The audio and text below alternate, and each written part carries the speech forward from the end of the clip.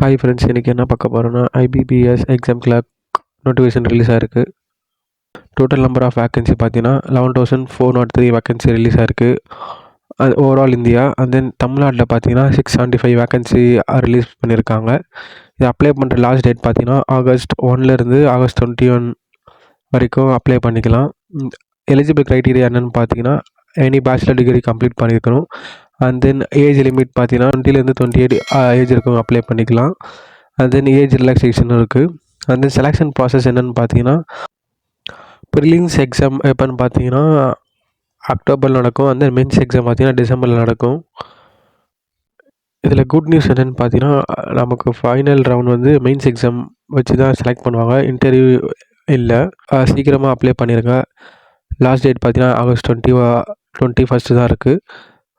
Upcoming வீக்கில் video upload பண்ணுறேன், பார்த்து அப்ளை பண்ணிக்கோங்க.